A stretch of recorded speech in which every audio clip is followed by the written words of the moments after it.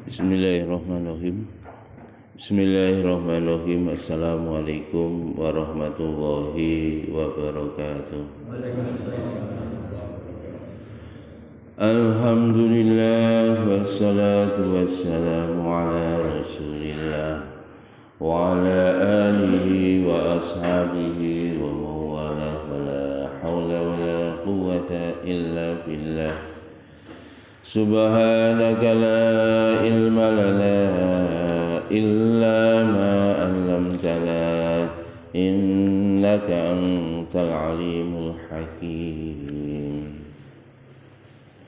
Ridha ta'ala wa lidafil balaya wa limusalli fi hadzal kitab walladzina sabaquna bil iman min ahli hadzal masjid lahumul fatihah.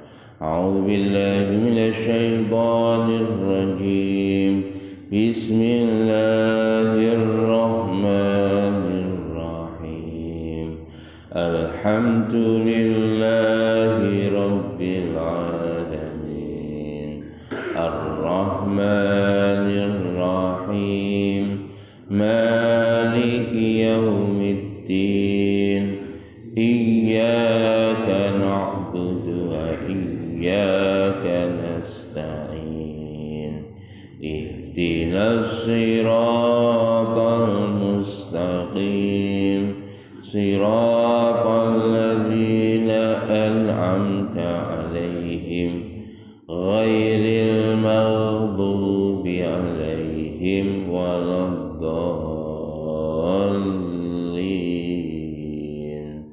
Amin.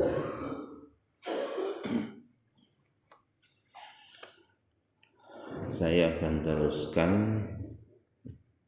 hadis yang kita baca minggu lalu. Ada tambahan keterangan. Wa Abdullah bin Amri radhiyallahu bin Amru radhiyallahu anhuma qala kunna ma Rasulillah sallallahu alaihi wasallam fi safarin fa nazalna manzilan fa minna may yusriku kibahu wa minna may yantabilu wa minna man huwa fi jahrihi idnada munadil Rasulillah sallallahu alaihi wasallam as-salatul jami'ah. Fastama'na ila Rasulillah sallallahu alaihi wasallam faqala innahu lam yakun nabiyyun qabli ila akhirih. Jadi minggu lalu kita bahas secara umum. Kita coba bahas secara spesifik. Dari Abdullah bin Amr radhiyallahu anhu berkata, dulu Abdullah bin Amru bersama Rasulullah SAW di dalam satu perjalanan, kemudian beliau istirahat singgah di satu tempat. Kemudian di antara kami para sahabat ada yang waktu istirahat itu kemarin membetulkan pakaiannya.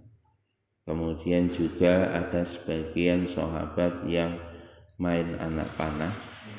Kemudian ada sebagian sahabat mencarikan makan dari kendaraannya, memperbaiki kendaraannya, kemudian mencarikan makan kendaraannya.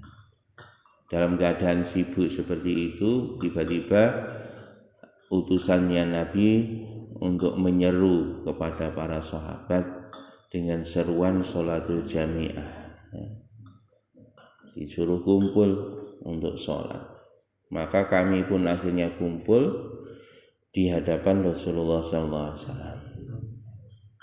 Kemudian tiba-tiba Nabi bersabda, tidak ada Nabi pun sebelum aku kecuali senantiasa menunjukkan kepada umatnya akan kebaikan yang terjadi di masa yang akan datang. Ini pun diceritakan. Nabi-nabi biyen ngoten niku kebiasaan. Akan diberi informasi terkait kebaikan-kebaikan yang terjadi di masa akan. Nabi memprediksi. Jadi nabi-nabi terdahulu memprediksi kejadian yang akan terjadi di masa datang.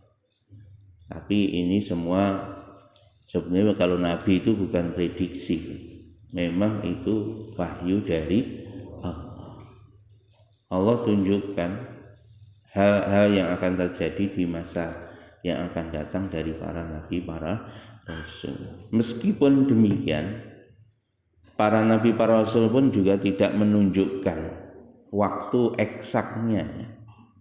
Bukan dikasih tahu oleh Allah tanggal sekian, ya, bulan sekian, jam sekian, tahun sekian, enggak. Hanya disampaikan di masa yang akan datang. Termasuk Nabi Isa pun memberi tahu akan kedatangan Kanjeng Nabi Agung Muhammad SAW, dan itu pun memang ditulis di dalam kitab suci. Itu begitu. Demikian juga Nabi memberi peringatan wa yunzirohum syarra ma ya'lamuhu, perkara-perkara yang buruk yang terjadi di masa datang. Itu nabi yang terdahulu pun sama, memberi informasi akan keburukan-keburukan yang terjadi di masa yang akan datang. Jadi Bani Israel itu mulai dari Nabi Musa sudah diberi peringatan.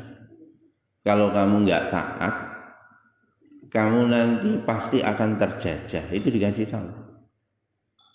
Makanya pasca Nabi Musa, maka di situ Bani Israel pun mengalami kemunduran ketaatan kepada Allahnya. Maka akibatnya Bani Israel pun dijajah oleh Fir'aun. Begitu ya, sebelum Nabi Musa, setelah Nabi Musa pun mengalami hal yang sama, dijajah ya, padahal dulu berkuasa di situ, tapi akhirnya ya sudah, karena mogok, tidak mau berjuang, akibatnya dipenjara oleh Allah di lembah Tih. Itu begitu. Siklus kehidupan umat ini sejak dulu, sejaman dibuat manusia oleh Allah, diciptakan manusia oleh Allah, itu siklusnya seperti itu. Jadi pertama diciptakan oleh Allah, nanti dia berkembang, jumlahnya orangnya berkembang, jumlahnya orang Islam berkembang. Jadi awal mula nanti akan kita lihat periodisasi ini. Wa inna ummatakum hadhihi ju'ila afiyatuha fi awwaliha. Nabi menyampaikan, keselamatan umat ini, kebaikan umat ini diletakkan oleh Allah di awalnya. Jadi Nabi menyampaikan kebaikan umat ini diletakkan di awalnya. Wa sayusibu akhiraha balaun. Nanti akan ditimpa di akhir-akhir itu berbagai macam bala. Wa umurun mutungkirunaha, dan perkara-perkara yang kamu mengingkarinya. Ini akhirnya begitu. Kita berhenti di sini sebentar. Jadi di dalam riwayat hadis yang lain, Pak, bahwa Nabi itu menyampaikan zaman ini dibagi menjadi 4. Ya, pertama adalah zaman nubuah. Nah, hadis ini, Pak, tadi Nabi menyampaikan bahwa kebaikan itu di awalnya, di akhirnya itu berbagai macam fitnah datang.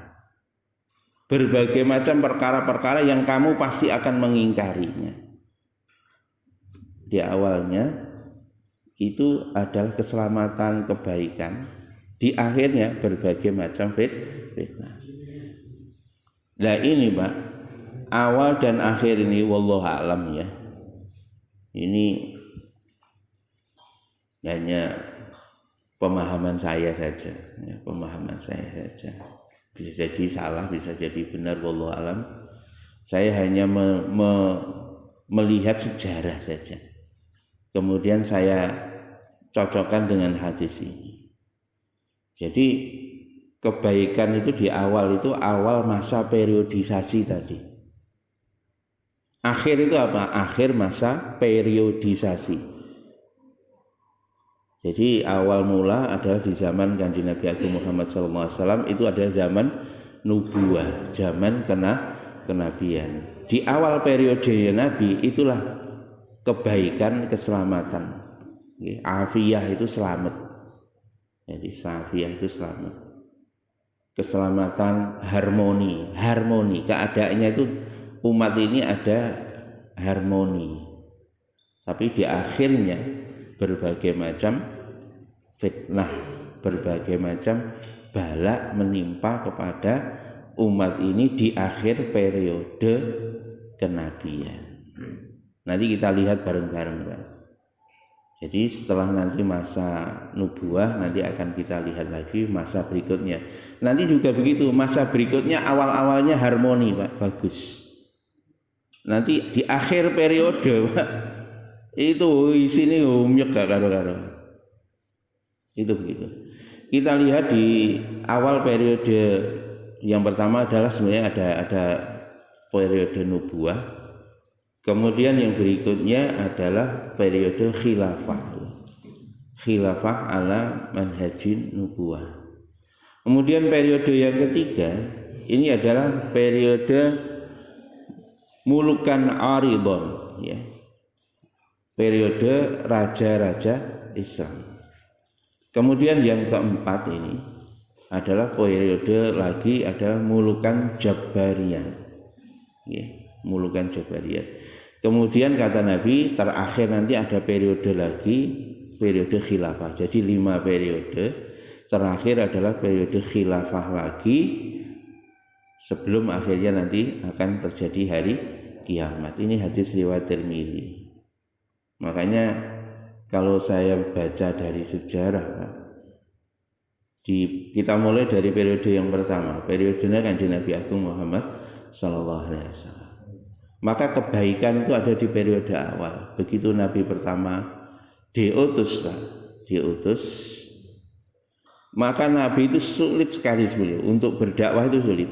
Karena perkembangan umat Islam itu tidak eksponensial, ya, cenderung linier gitu, perkembangannya. Dan pada waktu itu tantangannya luar biasa. Di awal-awal itu tantangannya luar biasa. Dan ini Pak, wataji'u fitanun yuraqqiqu ba'duha ba'dha. Akan datang, wataji'u, Nabi katakan akan datang napa niki, fitanun, tantangan, yuraqqiqu ba'duha ba'dha. Jadi tantangannya itu yuraqiqu ba'duha ba'dha itu kalau diterjemahkan secara teks, Pak, itu grafiknya tantangannya mengalami penurunan. Jadi di awal-awal itu begitu dakwah pertama itu tantangan langsung naik, seret. Begitu naik tantangannya mengalami penurunan. Itu begitu. Sama, jadi ketika Nabi pertama menerima wahyu itu tantangannya luar biasa, ya. Begitu Nabi belum diangkat jadi Nabi itu landai saja, Pak. Tantangannya tidak ada. Begitu Nabi menerima wahyu, tantangannya langsung naik drastis. Di situ luar biasa, terutama yang menentang paman-pamannya sendiri. Wis macam-macam, Pak, dikuyo-kuyo. Jadi termasuk di dalam cerita kan banyak sekali sahabat yang beriman kepada Nabi di Mekah dikuyo-kuyo sama orang-orang kafir. Ada yang ditarik, ya, tangannya ini ditali, Pak. Kemudian tali 4, kemudian 4 ekor kuda, Pak. Itu sahabat begitu. Ditarik 4 ekor kuda gara-gara masuk Islam. Akhirnya berodol, Pak. Ini 4 ekor kuda kok narik orang, tangan kaki ditali berlawanan. Ada Bilal yang terkenal kisahnya. Panas terik, dintepi watu, dicemeti. Tantangannya luar biasa di awal-awal fase kenabian. Ada Khobab al-Arad, Niki diseret di atas bara api geger ini, diseret sampai padam ini Pak. Bara apinya itu Pak padam oleh lemak-lemaknya. Khobab benar. Ada Sumayyah sing dijojoh naudzubillah oleh orang kafir. Ya, kemaluannya ditusuk sama tombak tembus sampai kepalanya, meninggal. Jadi di awal-awal fase kenabian itu tantangannya dahsyat, nggak bisa diukur Pak. Tapi tantangannya itu semakin lama semakin turun seiring dengan penambahan jumlah umat Islam. Jumlah umat Islamnya naik, seret gitu. Tantangannya turun. Ya. Deklinasinya Pak, tantangannya. Makanya Nabi mengatakan wa taji'u fitanun yuraqiqu ba'duha ba'du. Tantangannya itu semakin lama semakin turun. Itu begitu. Seiring dengan jumlah kenaikan umat Islam. Puncaknya di paling rendah Pak, tantangan paling rendah itu ketika Nabi hijrah ke Madinah. Wis iku pada puncak paling bawah penurunan dari tantangan-tantangan fitnah-fitnah tadi. Ketika Nabi hijrah di Madinah disambut dengan luar biasa, semua orang bela Nabi, semua orang bahkan siap bertaruh nyawa demi Nabi. Umat Islam juga begitu terlindungi yang luar biasa. Itu Pak. Kemudian summa tankashifu wa taji'ul fitnatu fayaqul mu'mini hadhihi. Oh, ini wa taji'ul fitnatu fayaqulul mu'minu hadhihi muhlikati. Nah, ini. Kemudian datang lagi fitnah. Ternyata Nabi menyampaikan Pak, begitu sudah turun tes gitu, datang lagi fitnah kepada orang-orang beriman sehingga orang beriman mengatakan halihi muhlikati, ini adalah masa kehancuranku.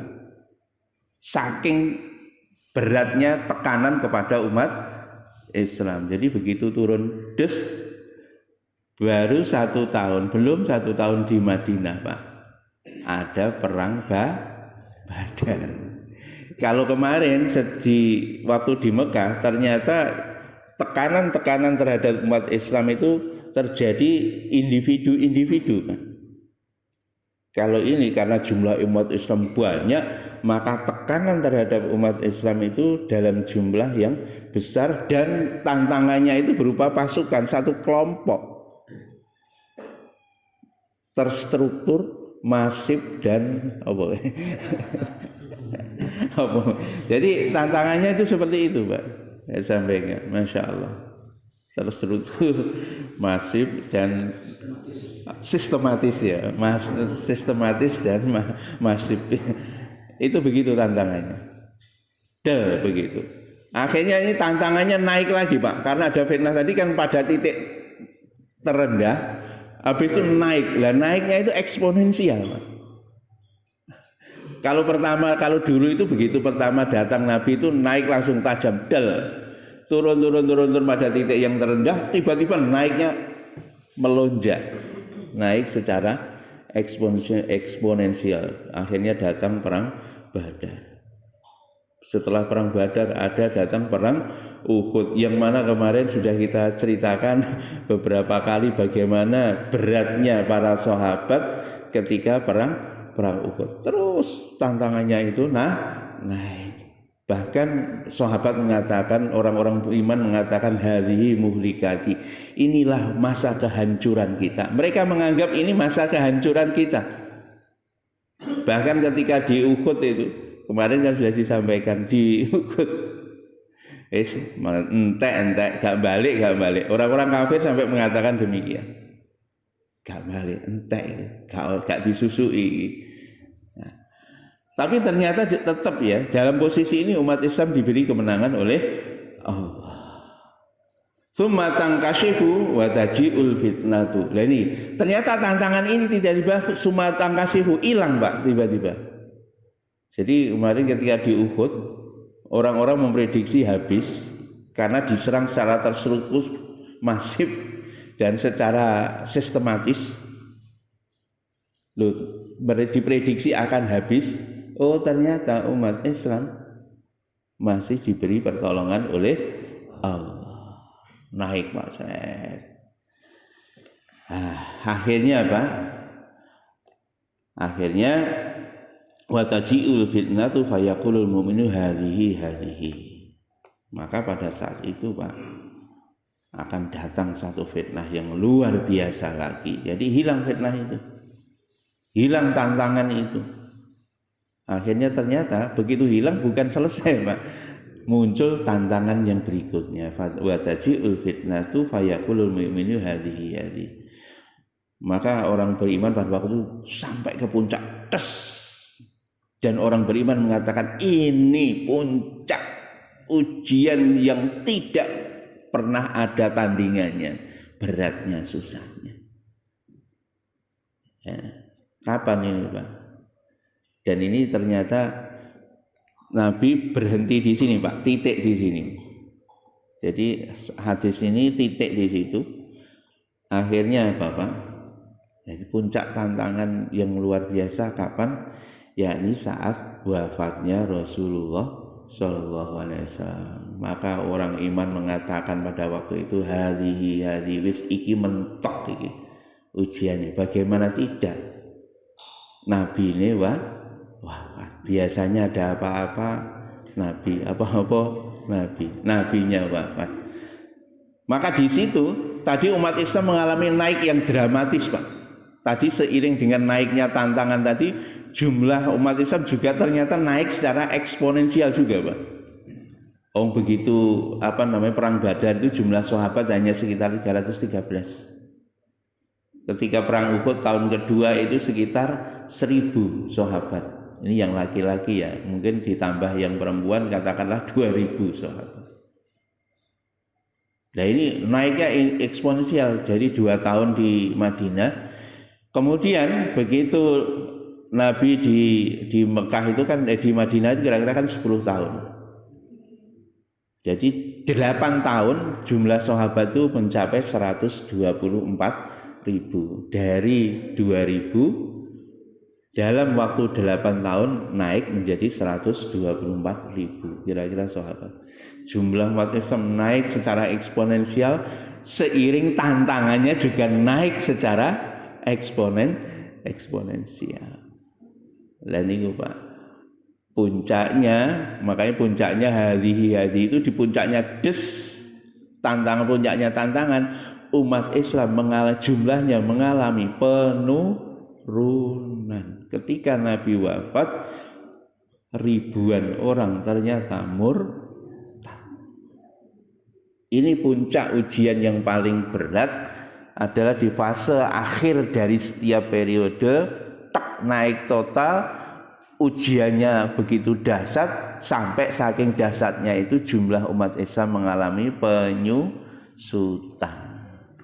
Enggak tanggung-tanggung Pak sebetulnya Pak. Katakanlah 124.000 Pak.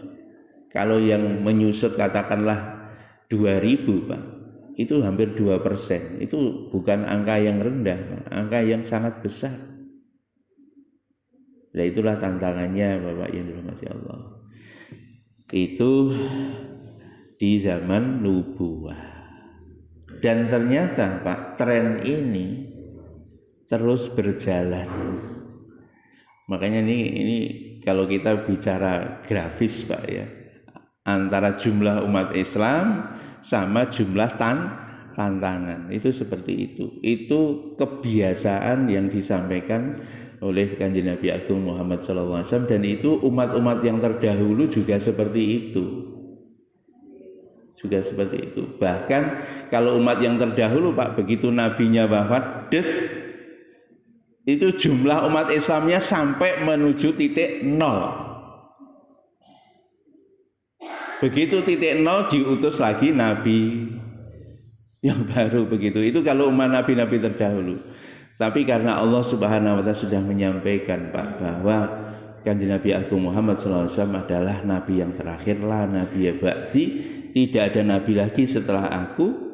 Makanya begitu turun jumlah umat Islam ketika Nabi SAW wafat maka muncullah khalifah. Inilah akhirnya masuk ke periode yang kedua, yakni periode khilafah ala manhajin nubuwah, masa kekhalifahan. Dimulai siapa? Begitu turun sret, ternyata Allah mengutus, ya, tidak secara langsung ya, kalau Nabi kan kena wahyu begitu. Jadi ternyata Allah memilih, wajtabakum, dialah Allah yang memilih kalian. Allah memilih Abu Bakar Siddiq radhiyallahu anhu. Pilihlah Abu Bakar As-Siddiq. Akhirnya betul Pak, dipilih Abu Bakar Siddiq, luar biasa Pak.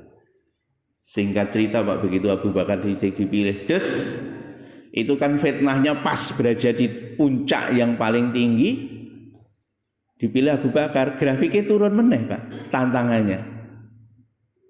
Mirip seperti zaman Nabi, awal diangkat Rasul, pas di puncak tantangan, akhirnya turun, dan ini jumlah umat Islam mengalami kenaikan.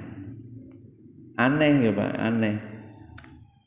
Kenaikan sahabat, jumlah umat Islam itu di masa-masa ketika turun seperti itu ujiannya itu Pak, jumlah umat Islam naiknya linier, naiknya tidak ekspon, tidak besar sekali Pak.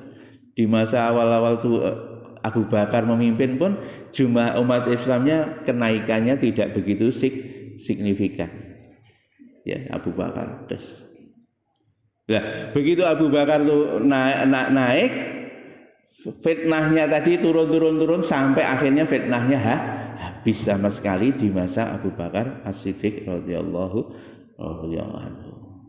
Dan pada saat itu Pak, Nabi pun menyampaikan Pak, keselamatan umat ini, harmoni dari umat ini ada di awalnya.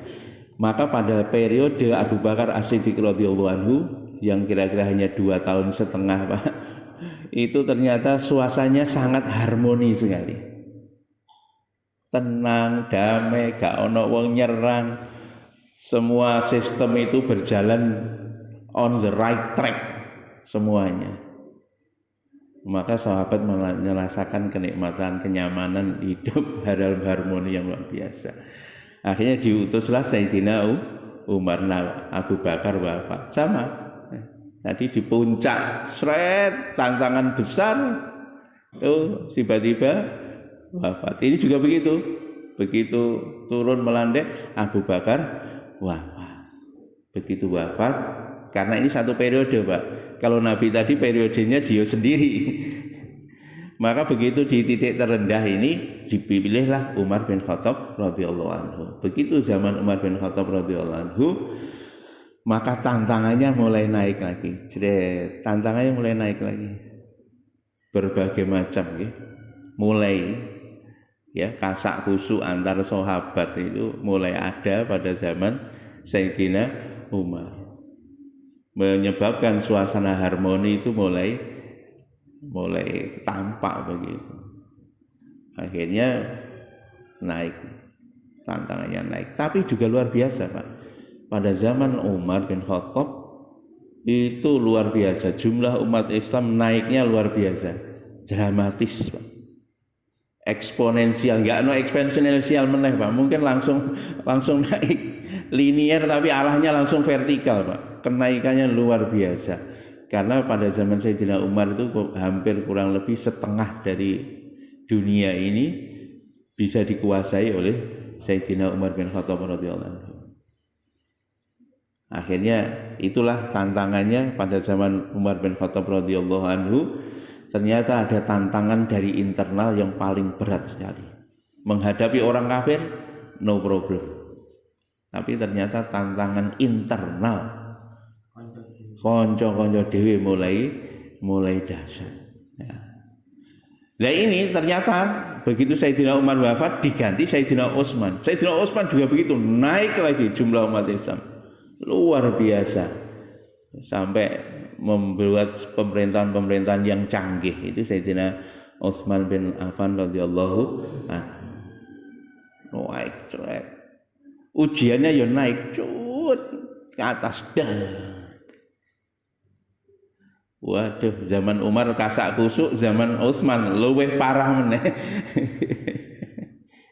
Akhirnya sampai yang sudah kita ceritakan waktu ngaji tafsir, Sayyidina Utsman akhirnya menghadapi impeachment, didesak untuk mundur, menghadapi demo besar-besaran, permasalahan internal datang. Akhirnya puncaknya sampai Sayyidina Utsman terbunuh. Ini belum puncak. Nanti puncaknya, karena puncaknya itu di akhir periode Sayyidina Ali, ya sudah kita ngaji di ngaji tafsir. Demikian dahsyatnya sampai umat terpecah belah ya. Ada kelompok Khawarij, ada kelompoknya Sayyidina Ali, ada kelompoknya Sayyidina Muawiyah, sampai Sayyidina Ali dengan Muawiyah juga adu senjata, Sayyidina Ali dengan Tolha, Zubair dan Aisyah juga adu senjata. Saking parahnya tantangan pada waktu, dan pada waktu itu juga jumlah umat Islam mengalami penyusutan. Di puncak tantangan, jumlah umat Islam mengalami penyusutan. Penyusutannya memang menjadi kafir. Ada yang penyusutannya memang ya tetap Islam labelnya, tapi membuat sekte sendiri. Muncullah sekte Khawarij. Dia mengatasnamakan Islam tapi kelakuannya jauh dari Allah dan Rasulnya. Bahkan dia mengklaim dirinya paling Islami, padahal dia adalah yang menghancurkan agama Islam. Itu begitu. Tak di puncaknya ini. Begitu Sayyidina Ali wafat, digantilah, singkat cerita walaupun kemarin pergantiannya sempat transit di Sayyidina Husain dulu. Sayyidina Husain terbunuh, akhirnya diganti Sayyidina Hasan. Begitu Sayyidina Hasan terbunuh, inilah pik puncaknya adalah di zaman Sayyidina Hasan. Akhirnya muncullah era baru, namanya era Mulukan Aridon, zaman periode kerajaan Islam. Beda Pak, zaman khilafah. Kalau khilafah itu yang menjadi khalifah bukan dari garis keturunan. Nah, kalau zaman kerajaan, maka yang jadi pemimpin adalah dari garis keturunan. Akhirnya zaman Muawiyah itulah dimulai era baru, era kekhalifahan. Dan ternyata Pak, era kekhalifahan ini Nabi mengatakan ini era mulukan Pak, era kerajaan, mulukan aridon. Jadi era kerajaan. Dan ternyata Pak, Nabi mengatakan mulukan kan jamak dari malikun. Jadi mulukan itu jamak dari malikun. Malikun itu raja satu. Kalau mulukun banyak raja. Maka pada zaman setelah Sayyidina Ali, Sayyidina Hasan, Sayyidina Husain, Sayyidina Hasan, muncullah kerajaan-kerajaan Islam. Itu pun sama trennya. Begitu Sayyidina Muawiyah datang, tantangannya pada waktu itu berada di puncak, maka lama-lama melandai, turun tantangannya. Maka itu pun sama, jumlah umat Islam naiknya tidak signifikan karena habis-habisan bukan ya, buahnya yang murtad, ada yang buat sekte sing gak genah. Akhirnya pelan-pelan sama Sayyidina Muawiyah diarahkan, akhirnya umat Islam naik lagi jumlahnya. Akhirnya benar Pak, sama. Jadi Sayyidina Muawiyah, Daulah Bani Umayyah yang berkuasa. Begitu Daulah Umayyah berkuasa Pak, habis periodenya Daulah Bani Umayyah, sama Pak, naik. Pada zaman Daulah Bani Umayyah itu konon katanya Pak, itu umat Islam itu menyebar lagi, lebih masif lagi ke seluruh penjuru dunia, bahkan sampai ke Indonesia. Wakilah dulu yang datang ke Kediri, kerajaan Kediri itu adalah di Ndoho, itu adalah utusan dari Khalifah Muawiyah. Penyebaran Islam mulai bagus lagi. Maka sama Pak, naik begitu. Akhirnya Pak, fitnah datang lagi. Tapi fitnahnya ini Pak, terus naik, fitnahnya luar biasa. Ya Pak, karena bersistem kerajaan Pak. Akhirnya ya fitnahnya gelut karo dulure dewe rebutan kekuasaan. Ya itu Pak. Akhirnya ribut dengan dulure dewe. Akhirnya terjadi perbuatan kekuasaan. Akhirnya Pak, digantilah namanya Daulah Abbasiyah. Begitu seterusnya Pak. Sampai terakhir periode Turki Utsmani tahun 1914-an mungkin. Itu terakhir. Makanya di akhir periode Turki Utsmani pun sama Pak. Puncak fitnah luar biasa. Fitnahnya. Maka pada waktu itu jumlah umat Islam terutama di pusat kerajaan Turki Utsmani mengalami penurunan yang dramatis. Sampai azan aja diganti bahasa Turki. Azan diganti bahasa Turki. Mereka yang dulunya cinta sama Islam menjadi fobia terhadap Islam. Padahal dulu cintanya luar biasa Pak. Bagaimana Muhammad Al-Fatih bisa menundukkan Konstantinopel, ya, Konstantinopel di sana di Turki bagian utara ya, yang Konstantinopel itu dulu adalah kekuasaan Yunani ya di daerah sana di Romawi Barat ya, pusat kerajaan Romawi Barat. Kalau diprediksi sekarang ini ada di kawasan Yunani, itu bisa takluk oleh Muhammad Al-Fatih. Jadi semangat perjuangannya luar biasa. Di akhir masa kekhalifahan, masa kerajaan, justru yang dulu Islam dianggap sebagai perkara yang besar yang menjadi kunci kemenangan dan lain sebagainya, berubah Pak fitnahnya. Islam dianggap biang kemunduran, yang dikambing hitamkan itu Islam. Akhirnya Pak, ya naudzubillah, umat Islam justru diusir oleh orang Islam sendiri. Itu yang terjadi di Turki Utsmani. Pun niku. Nah, periode berikutnya jadi ya itulah periode mulukan Jabariyah. Kalau dulu Yai Uzairon menerjemahkan era demokrasi. Ya, ini era demokrasi. Ini zaman kebebasan. Tapi kalau saya menerjemahkan bukan era demokrasi, Pak.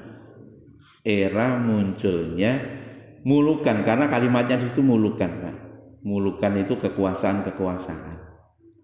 Jadi kalau yang mulukan Aridon itu kerajaannya itu berurutan Pak ya. Munculnya kerajaan itu berurutan. Habis Daulah Bani Umayyah, muncul Daulah Bani Abbasiyah. Habis itu ada muncul Daulah Bani Fatimiyah. Habis itu muncul Turki Utsmani. Jadi ini berurutan.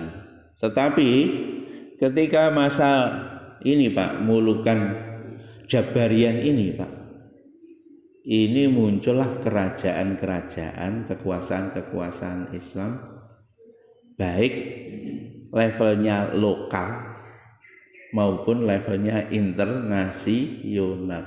Apa ini? Inilah organisasi-organisasi Islam yang terbentuk di abad 19 yang ada di seluruh penjuru dunia. Termasuk di Indonesia ada NU, ada Muhammadiyah, ada ya Persis, kemudian ada apalagi termasuk LDII.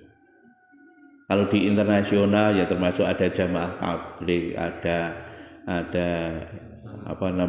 Hizbut Tahrir Salafi belakangan Pak.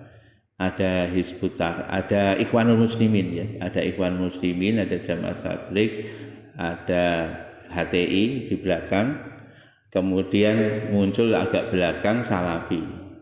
Itu yang internasional. Belum lagi yang organisasi-organisasi yang lain muncul di seluruh penjuru dunia dan datangnya paralel.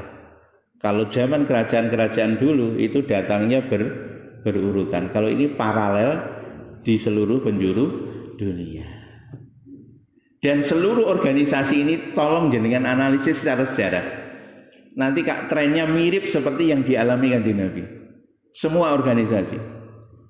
Pertama datang itu Pak, berat sekali tantangannya. Tanya ke Yai Ahmad Dahlan dalam filmnya. Tanya Yai Hasyim Asy'ari. Tantangannya luar biasa berhadapan dengan penjajah. Bahkan beliau-beliau itu pernah di penjara. Kalau tingkat internasional Pak, Ikhwanul Muslimin, Hasan al-Banna sampai dibunuh, dieksekusi. Sampai seperti itu Pak. Itu di seluruh penjuru dunia tantangannya adalah seperti itu. Saking naik, akhirnya tantangannya melandai seiring dengan tambahnya jumlah anggota jamaah. Wah ini Pak. Jangan lihat aja ini hampir semua organisasi di seluruh dunia begitu Pak. Begitu sudah nanti tantangannya turun tek ya. Nanti tantangannya tiba-tiba naik, jeriat naik, jumlahnya semakin masif. Ya, di seluruh NU, Muhammadiyah semuanya Pak, masif. Ya, banyak di mana cabangnya banyak, aktivitasnya banyak, asetnya juga banyak. LDI yang ngono, NU yang ngono, hampir semua organisasi baik yang sifatnya lokal maupun internasional. Seperti itu Bapak yang dirahmati Allah Subhanahu wa taala. Tantangannya naik terus. Begitu tantangan naik, mulailah seperti zaman Sayyidina Utsman, umat ini terjadi perpecahan. Hampir semua organisasi Pak, begitu sudah luar biasa jumlah pengikutnya itu naik tajam, disitulah muncul friksi antar sesama anggota. Delok nek ning organisasi Islam model apa wae. Mesti ngono kuwi. Makanya hati-hati. Bahkan yang ada di dalam itu merasakan hadhihi muhlikati katanya. Wah, hancur saiki wis. Kok gak podo yang biyen zaman awal-awal biyen lho wis gak mangan bareng yo gak popo. Nggih ngoten kabeh. Jadi biyen lho gak mangan bareng ya gak apa-apa. Saiki nek gak ono duwite ya gak moro. Lah ngono kuwi. Nek zaman awal biyen wis gak nek dhuwit bahkan siap, Pak. Gitu. Wis gak apa-apa iki. Ngono, Pak. Apa nggih masjid? Ya aku dhewe. Ngono. Zaman biyen. Apa tambakku tak dol. Mak ngono to, Pak Adi. Saiki ya apa, Pak Adi? Oleh apa saiki ya dulu dari siap korban apa-apa saiki nek ana aktivitas takok aku oleh piro iki nyun sewu Pak ini terjadi di seluruh organisasi baik organisasi yang tingkatnya lokal regional maupun internasional biyen di awal-awal perjuangan siap Pak ngentekne dhuwit nggo agama iku siap nek saiki aku oleh piro Pak nak opo kan sithik. Lah itu ya Allah fitnahnya begitu. Luar biasa dan itu terjadi friksi di dalam anggota. Jadi sampai mereka mengatakan hadhihi muhlikati bahkan ini kehancuran saya. Dan ini nyun sewu Pak. Sampai kapan ini datang ini? Wallahu a'lam saya enggak tahu.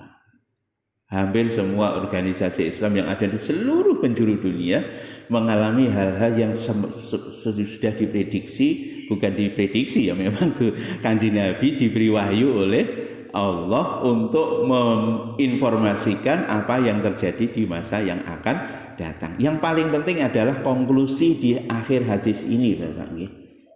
Ibu-ibu, konklusinya apa? Faman ahabba ayuzzaha 'anil nar. Siapa yang pengen di dalam masa yang sulit seperti ini Kalau pengen bebas dari neraka, wa yudkhalal jannah, dan dimasukkan ke dalam surga. Niki caranya. Fa ta'ti maniyatuhu, ketika dia kematian menjemput dia.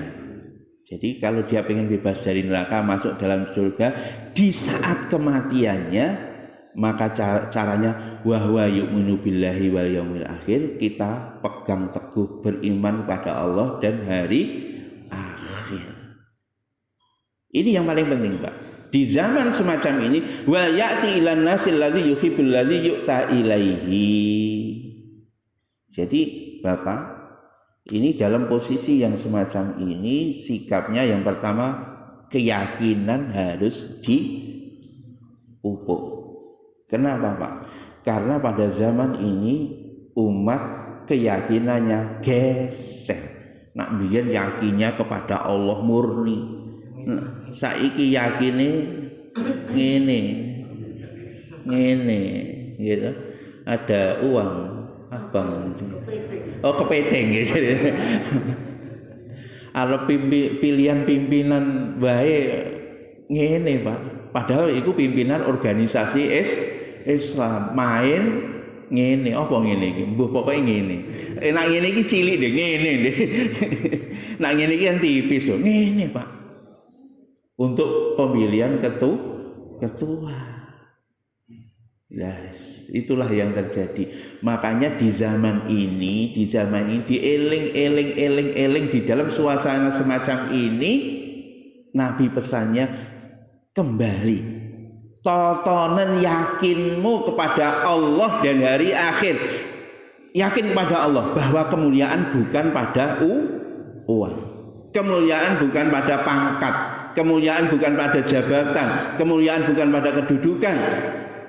Allah sampaikan wala tahinu wala tahzanu wa antumul a'launa in kuntum mu'minin. Kalau kamu iman yakin sempurna kepada Allah, itulah letak kemuliaanmu, bukan pada posisi jabatan. Di zaman ini, Pak, fitnahnya seperti itu. Begitu akhirnya pilihan gak jadi, akhirnya gawe grup dhewe kan ngono ta. Ngoten, Pak, gak. Ya seperti itu. Kenapa? Karena imannya sudah bergeser. Loh, Pak, itu kan sudah keluar dari ADART lah, ngono jadi. Akhirnya bikin aja sendiri kan begitu. Nah ini, Pak. Jadi yang pertama tadi kita disuruh kembali mereview, mengingat-ingat periode awal-awal dulu. Kita harus yakin sempurna kepada Allah. Kemudian beriman kepada hari akhir. Nabi pesannya gitu, Pak. Eling-elingen kemuliaan itu bukan di dunia, tapi kemuliaan di akhirat. Hari ini umat gak sadar geser, Pak. Merasa kemuliaan itu di dunia. Kemuliaan itu nak wis duwe duit akeh, nggih. Omah gede, nak perlu pirang-pirang. Nggih ta? Bojo ayu, nak perlu akeh. Itu kemuliaan dari ngono. Wih, nak rumangsa, Pak, wis sugih. Duite akeh. Bojone ayu-ayu akeh pisan. Iku merasa sukses. Tidak, bukan sukses, Pak. Sukses itu faman zuhzihanin nar wa udkhilal jannata faqad faz.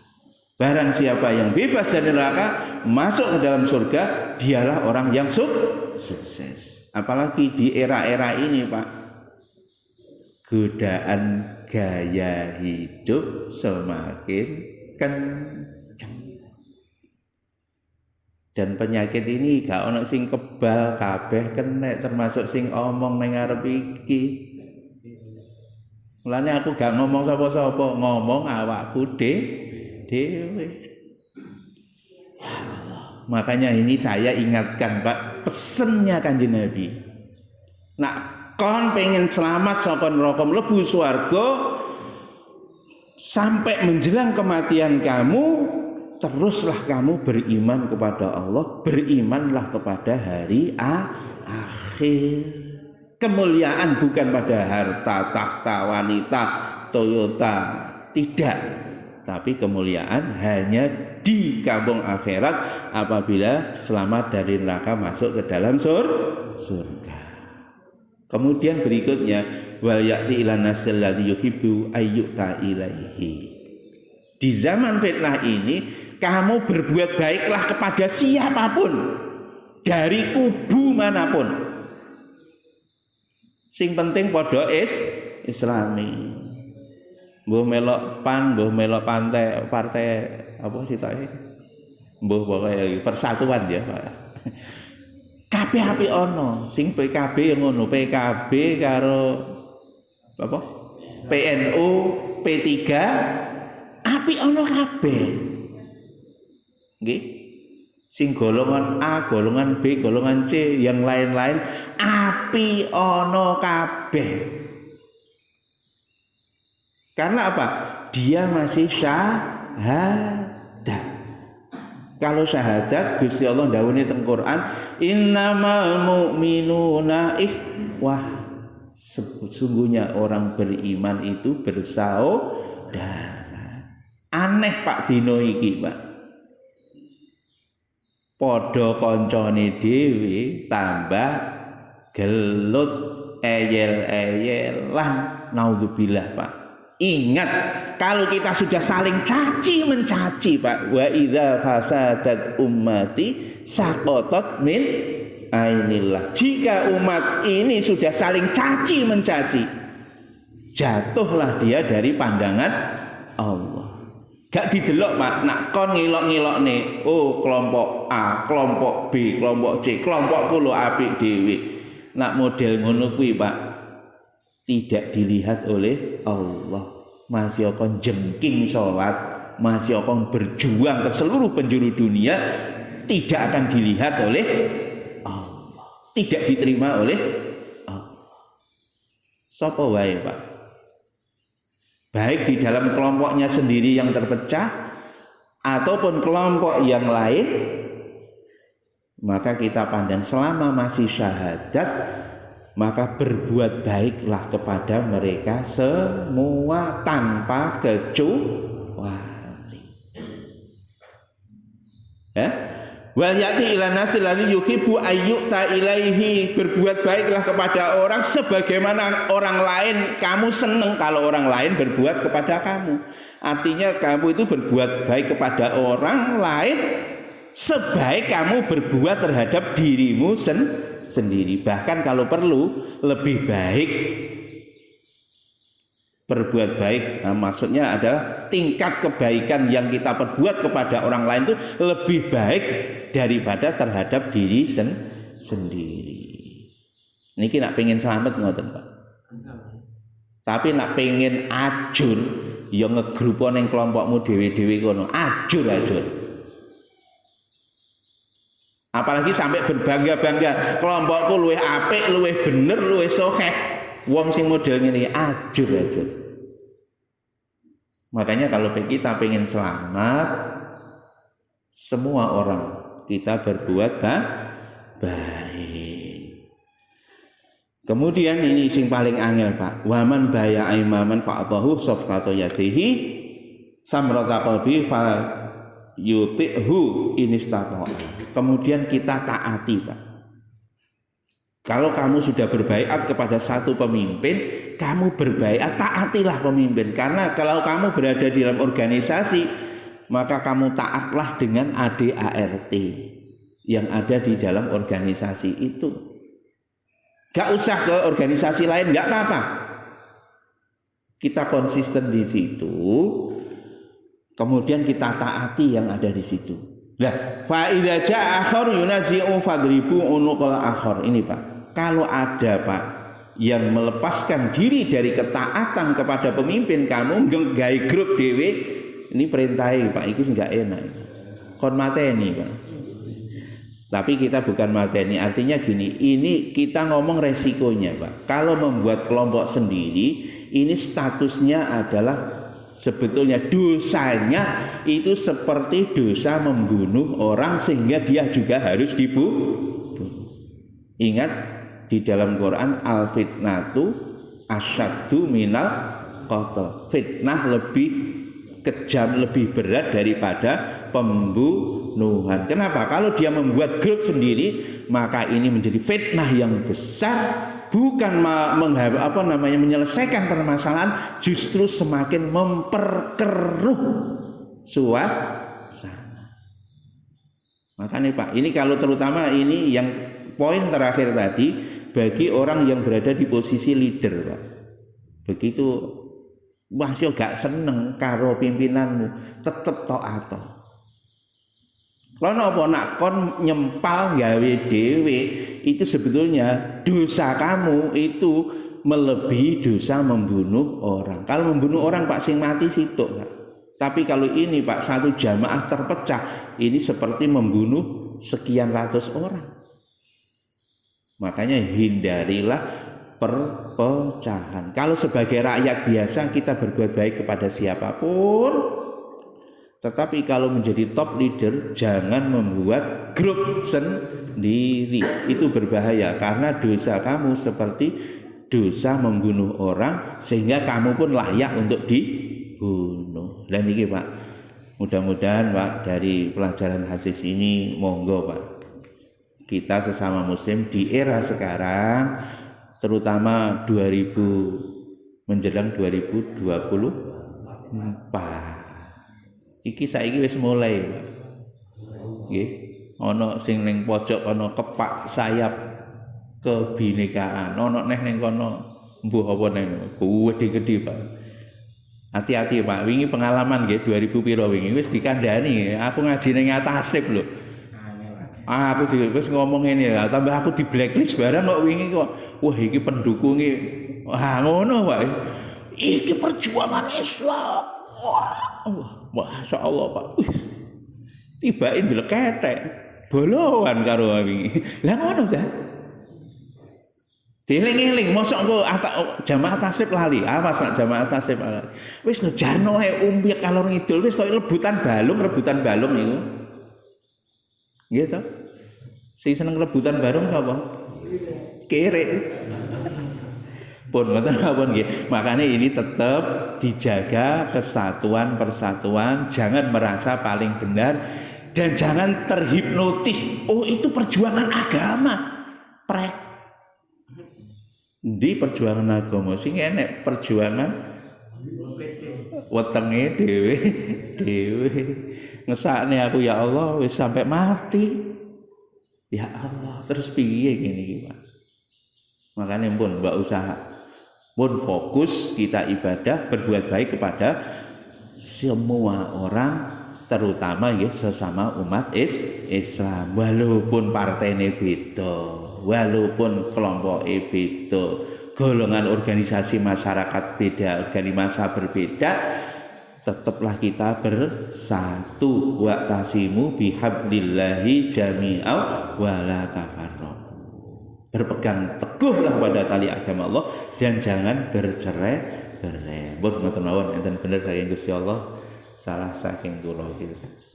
Nggih. Wah iki setiap masa atau periode kehidupan mesti untuk berakhirnya itu kan ada tanda-tanda. Nggih. Untuk saat ini itu apakah sudah ada tanda-tandanya untuk masuk ke khilafah? Yang jelas saya nggak tahu Pak. Itu yang jelas. Di memang periode terakhir khilafah ala manhajin nubuwah dan batasan itu Pak. Itu abstrak Pak. Nggak ada yang tahu karena tidak ada yang tahu akan masa depan kecuali hanya Allah. Mas nak ana wong ngeramal bojo-bojo karena tidak ada yang tahu masa depan kecuali Allah. Lalu jangankan kok masa depan yang jauh Pak. La tadri nafsun madza taksibu ghadan. Allah berfirman Pak, seorang pun tidak ada yang tahu apa yang terjadi besok. Gak ono sing ngerti Pak. Aja meneh masa depan yang berapa tahun lagi. Makanya tidak ada yang tahu. Lah itu memang ujian dari Gusti Allah. Ujian kok diwehi jawabane iki ya ora sida ujian jenengan niku. Makanya memang sengaja dibuat abstrak oleh Allah. Nanti ketahuannya setelah kejadian. Makanya sing penting udah. Ini tadi pesennya Nabi. Nggak usah lihat ini tadi, memang saya secara analisis sejarah, secara statistik seperti itu. Tetapi Pak, sing penting pesannya Nabi terakhir tadi itu loh sing mbok cekel. Nomor 1, yakini kepada Allah. 2, yakini kepada hari akhir. Jangan tertipu dengan dunia. Terus yang ketiga tadi Pak, berbuat baiklah kepada sesama, baik dalam kelompoknya sendiri walaupun di luar kelompoknya kamu berbuat baik. Jangan memutus tali silaturahmi. Ingat, kalau memutus tali silaturahmi, doa kamu ditolak, bahkan seluruh malaikat di langit melaknat kepada orang yang memutus tali silaturahmi. Ingat, gara-gara kelompoknya beda, gak wow, disalami loh, gak gelem. Astagfirullah, innalillahi wa inna ilaihi raji'un. Nah, penting ini sing bahaya Pak. Nggih, sing paling penting nih berbuat baiklah. Kemudian sing terakhir tadi, kalau kita jadi top leader, jangan nambah-nambahi perkara, gawe grup dhewe. Nggih. Wis gak usah lah. Partai aku gak cocok kalau partai ini akhirnya gawe partai dhewe. Dedel duel, duwite entek tambahan. Pun sing ana wae monggo diuri-uri, nak enek sing gak sesuai dengan ADART ayo ditata bareng, ditata gak kenek. Wingi perintahe awake dhewe sing penting taat. Nak perkara dhek mbanggel urusane dhek karo Gusti Allah.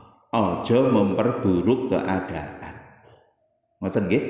Ya mudah-mudahan Allah berikan taufik hidayah pada kita sekalian sehingga diri kita diistiqomahkan dalam amal agama, terutama dalam suasana macam gini. Wis cekelen iku tenanan. Yakin pada Allah, yakin pada kampung akhirat. Senantiasa berbuat baik dan jangan buat grup dewi.